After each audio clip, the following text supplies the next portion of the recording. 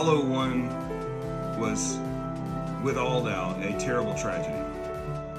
We remember the loss of those lives. We don't stop our quest, we don't stop our mission, but we continue to move forward in that mission of scientific discovery.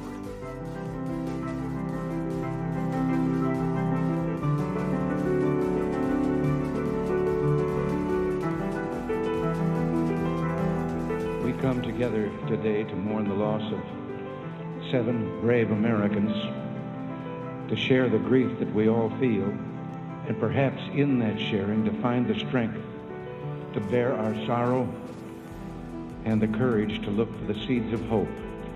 Sometimes when we reach for the stars, we fall short, but we must pick ourselves up again and press on.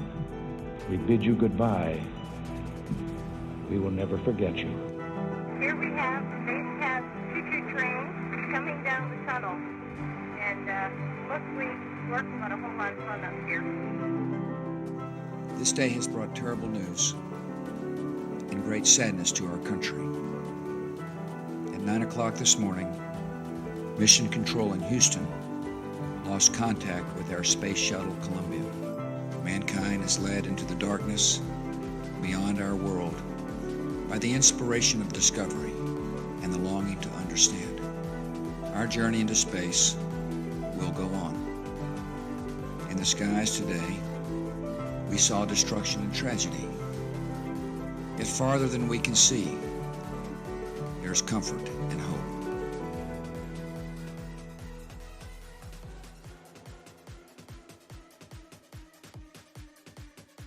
Ready, set, go! The night before the launch, Beaujolais repeated his warning. But with the previous shuttle having just set a record for delays, NASA's leaders were impatient. Beaujolais' bosses told NASA the O-ring evidence in the memo was inconclusive.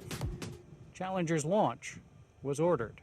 A NASA statement released after the accident reads, "The forces to which the crew were exposed during orbiter breakup were probably not sufficient to cause death or serious injury." And later, NASA is unable to determine positively the cause of death of the Challenger astronauts, but has established that it is possible but not certain that the loss of consciousness did occur in the seconds following the orbiter breakup. Musgrave, who is a medical doctor and surgeon, is quite certain. You died when you hit the water. You know that. You think so? That's always been controversial. I don't know, sir. There's nothing controversial about that. No. It's hard evidence. Yeah, you died when you hit the water. At the bottom of the ocean, investigators found that some of the crew's emergency oxygen masks had been turned on. Said another astronaut, Scobie fought for any and every edge to survive. He flew that ship without wings all the way down. They were alive.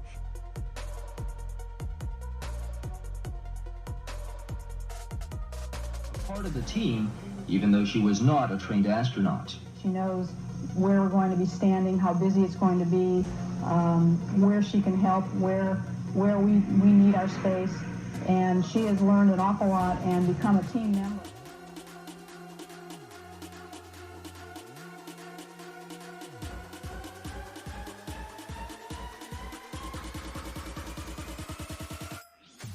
For different kinds of activity. And Jack Weinstein, the federal district court judge you were invoking, Brooklyn built a new fancy courthouse. And she knows where we're going to be standing, how busy it's going to be, where she can help, where we need our space.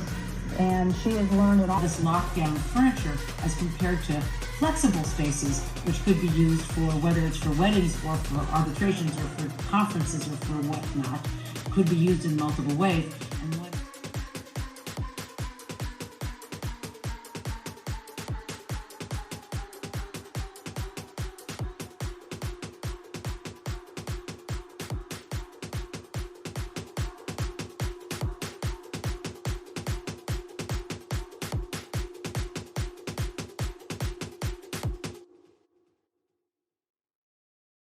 We will never forget them, nor the last time we saw them, this morning, as they prepared for their journey and waved goodbye and slipped the surly bonds of earth to touch the face of God.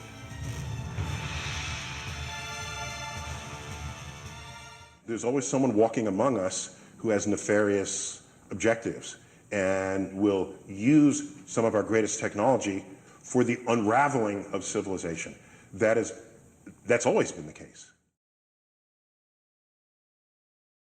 Thanks a lot for searching that out. I appreciate that. Fisherman in the box. Fisherman in a box.